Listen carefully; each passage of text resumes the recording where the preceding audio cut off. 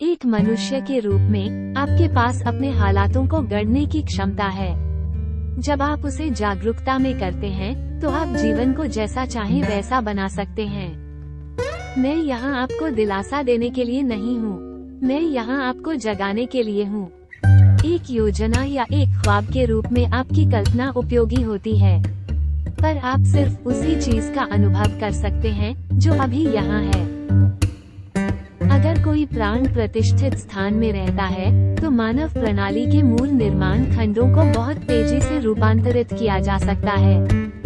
हो सकता है कि आप वो न कर पाएं जो कोई दूसरा कर पाता है, तो इससे क्या फर्क पड़ता है। आप जो कर सकते हैं उसे आप उत्तम तरीके से कीजिए और यही जीवन में मायने रखता है।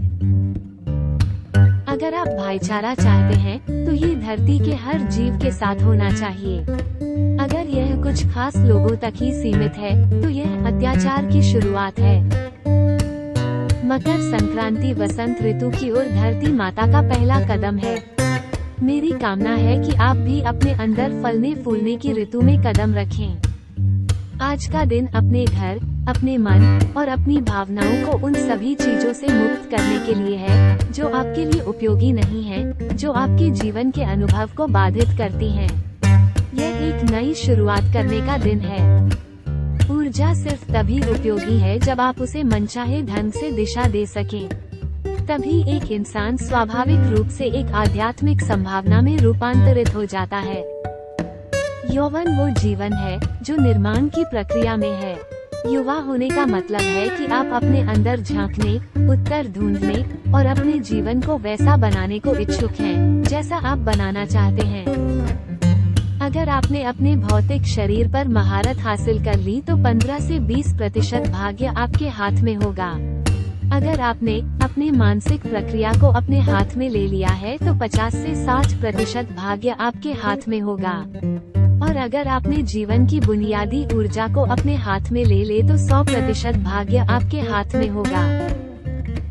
अगर आप क्रोध, नाराजगी, घृणा अपने अंदर पैदा करते हैं और आप किसी और के मरने की उम्मीद करते हैं तो ऐसा नहीं होने वाला है, क्योंकि अगर आप ये सब अपने अंदर पैदा करेंगे तो पहले आप मरेंगे। अगर जहर आप पिएंगे तो आप मरेंगे, कोई और नहीं। यही प्रकृति का नियम है। चाहे आप जीवन में सबसे भयंकर परिस्थितियों से गुजर रहे हैं, आप उस परिस्थितियों का उपयोग करके एक बेहतर इंसान बन सकते हैं या अपने जीवन को अस्त व्यस्त कर सकते हैं। मानव बुद्धि अपने चरम पर तब होती है जब वो कुछ नहीं जानती। अगर आप सोचे आपको सब पता है तो हर चीज के अंतिम निष्कर्ष पर पहुंच जाएंगे, फिर किसी चीज की जानने की संभावना खत्म हो जाती है।